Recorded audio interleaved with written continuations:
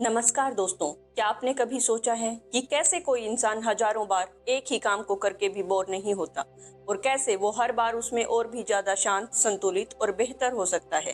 क्या ये सिर्फ टैलेंट है या प्रैक्टिस का एक खास तरीका? अगर आपके मन में भी ये सवाल आया है तो ये वीडियो आपके लिए है।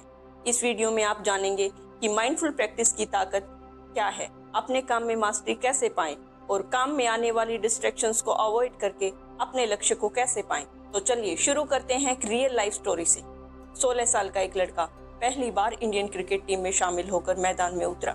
सामने था पाकिस्तान और गेंदबाज था वकार यूनुस। पहली ही गेंद सीधी उसके चेहरे पर लगी, खून बह निकला। डॉक्टर आए, सबने कहा इस बच्चे को अब आराम करना चाहिए, लेकिन उस लड़के ने कहा नहीं, मैं खेलूंगा। उसका नाम था सचिन तेंदुलकर। सचिन मैदान में सिर्फ रन बनाने नहीं, खुद को बेहतर बनाने आया था। वो हर दिन सुबह 4 बजे उठकर घंटों नेट्स में बैटिंग करता, हर बॉल पर फोकस करता, हर छोटी गलती को पकड़ता। उसे जीत की जल्दी नहीं थी, उसे बस सीखने का जुनून था। क्या कभी आपने सोचा है कि ऐसे लोग बाकी सबसे अलग कैसे होते हैं? क्योंकि वो अपने माइंड को ट्रेन करते हैं, हर काम के प्रोसेस को एंजॉय करते हैं बिना रिजल्ट के प्रेशर के। तो यही सिखाती है किताब द प्रैक्टिसिंग माइंड कि कैसे हम हर काम को शांति, ध्यान और पूरी कंसंट्रेशन से कर सकते हैं, कैसे हम खुद को धीरे धीरे लेकिन गहराई से बेहतर बना सकते हैं। तो चलिए शुरू करते हैं रॉबर्ट स्टर्नर की बुक द प्रैक्टिसिंग माइंड से।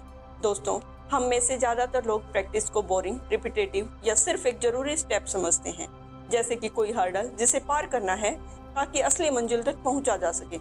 लेकिन सच असल में बिल्कुल अलग है।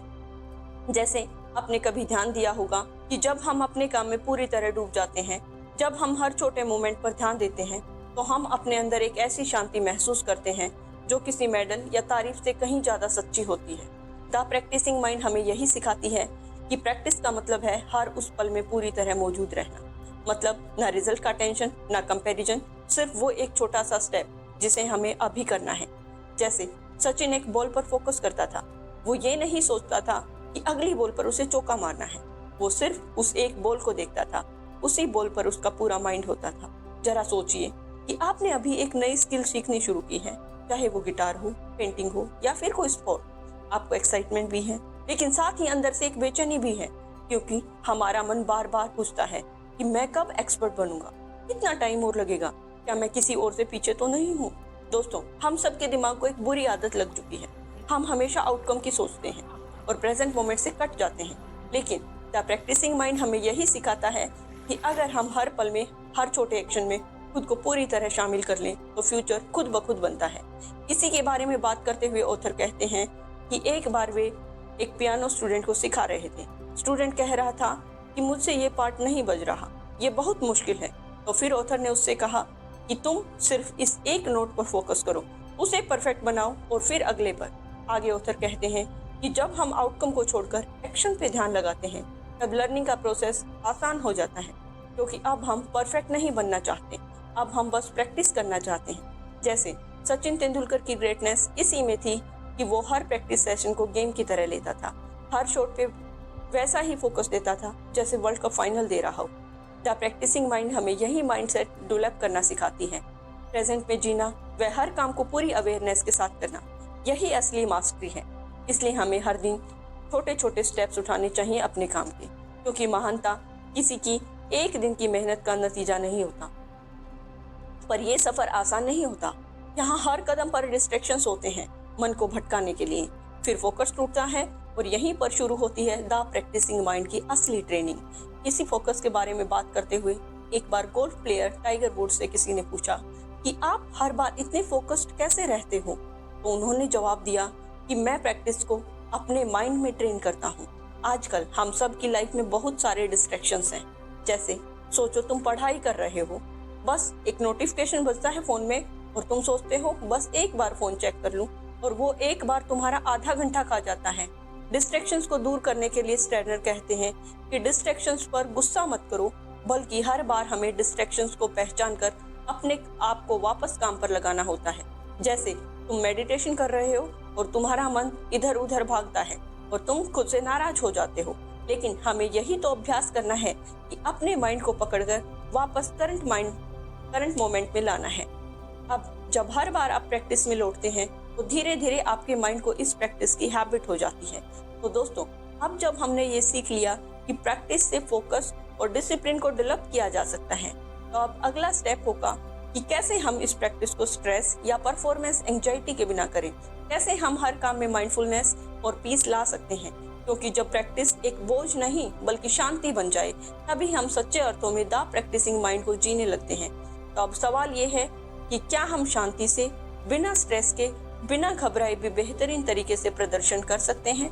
तो इस बात को हम एक एग्जाम्पल से समझते हैं। जैसे क्रिकेट मैच का आखिरी ओवर है, सामने है विरोधी टीम का सबसे तेज गेंदबाज और स्ट्राइक पर खड़ा है एक युवा खिलाड़ी जिसके ऊपर पूरे देश की उम्मीद टिकी है, लेकिन वो घबराया नहीं।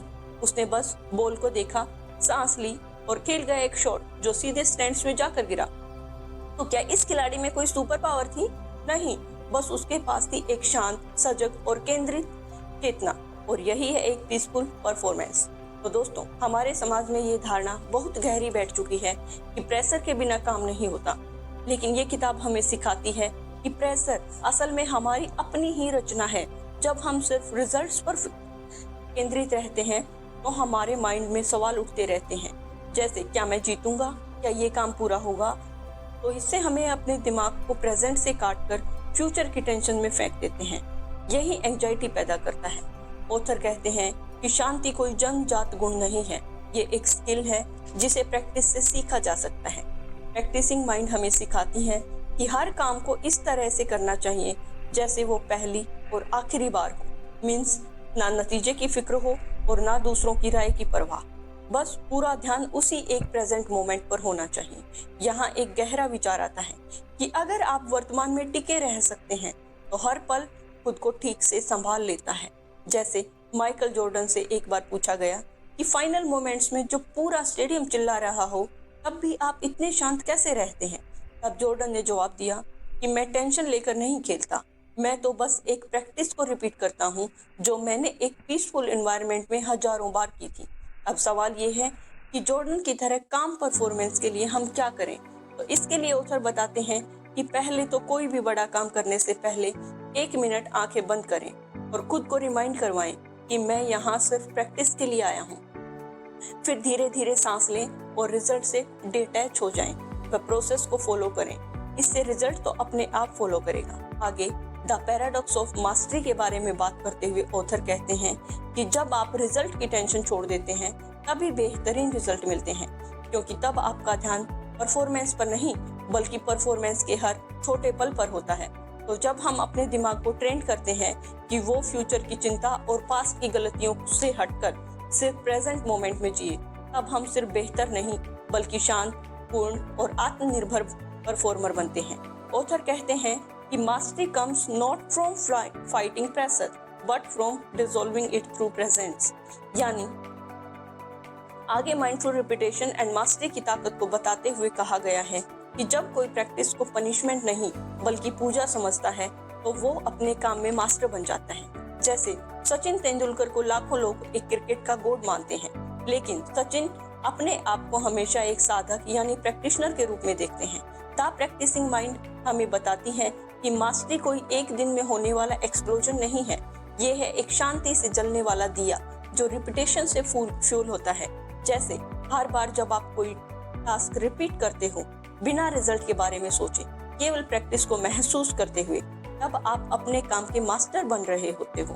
दोस्तों, माइंडफुल रिपीटेशन वो जादू है जो किसी भी इंसान को प्रैक्टिशनर से मास्टर बना देता है। जैसे एक वायलिन वादक रोज एक ही नोट बजाता है बार बार, लेकिन जब वो हर बार उस एक नोट को अवेयरनेस के साथ महसूस करता है तो वो बोर्डम में नहीं मास्टरी में कन्वर्ट हो रहा होता है। ऑथर कहते हैं कि मास्टरी का मतलब सिर्फ एक्सपर्ट बनना नहीं है, बल्कि मास्टरी का मतलब है हर रिपीटेशन के बारे में अवेयर रहना। इससे हमें ये सीख मिलती है कि हमें अपने काम को परफेक्ट वे में करने की ना सोचकर पहले से बेहतर करने के बारे में सोचना चाहिए। अब सवाल ये है कि हम डेली माइंडफुल प्रैक्टिस को अपनी डे टू डे लाइफ में कैसे इन्वॉल्व करें। तो इसके लिए ऑथर 4 स्टेप्स बताते हैं। फर्स्ट है कि हर दिन एक ऐसा टास्क सिलेक्ट करें जिसे आप इम्प्रूव करना चाहते हैं, चाहे वो स्पीकिंग हो, राइटिंग हो या कुछ भी हो। स्टेप नंबर 2 है अब उस काम की प्रैक्टिस करते वक्त रिजल्ट की टेंशन मत लो, बस उस काम को अवेयरनेस से करो। स्टेप नंबर 3 है जब हर बार मन भटके तो खुद से कहो कि मैं सिर्फ प्रैक्टिस कर रहा हूँ। और फिर स्टेप नंबर 4 है कि हर दिन का अंत एक ऐसे सवाल से करो कि क्या मैंने आज अवेयरनेस के साथ प्रैक्टिस की। दोस्तों, इस किताब से हमें ये सीख मिलती है कि प्रैक्टिस कोई गोल तक पहुंचने का रास्ता नहीं है, बल्कि अपने आप में एक गोल है। जैसे जब हम प्रैक्टिस करते हैं बिना किसी जल्दबाजी या कंपैरिजन के, तो हम अपने माइंड को शांत करना सीख जाते हैं। वह हम लाइफ के हर काम में मीनिंग महसूस करते हैं। और यही है द प्रैक्टिसिंग माइंड का लास्ट सीक्रेट, कि peace is not the absence of works but it's the presence of awareness in works. अगर ये विचार आपको गहराई से छू गए हैं, तो अगली बार जब आप किसी सिंपल काम को भी करें तो उसे एक सेक्रेड एक्ट की तरह कीजिए, यानी पेशेंस के साथ, और प्रैक्टिस कीजिए अवेयरनेस के साथ, क्योंकि यही है वो दरवाजा जिसके पीछे मास्टरी आपका इंतजार कर रही है। धन्यवाद। अगर वीडियो पसंद आई तो लाइक, शेयर और चैनल को सब्सक्राइब करना ना भूलें।